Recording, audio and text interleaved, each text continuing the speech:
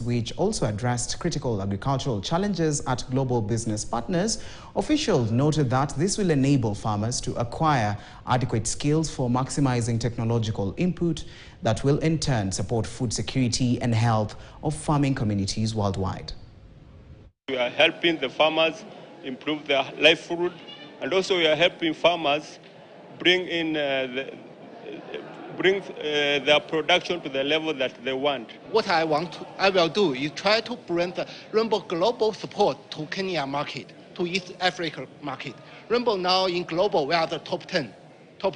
We have very good back-end support. We believe with this back-end support, our Kenya business and our East Africa business will be successful. Because of this new technology, because of this new innovation, and because of the 100-hour planned this farmer awareness program, we will definitely achieve #1 position with the help of these 50 top partners of agrochemical industry of Kenya.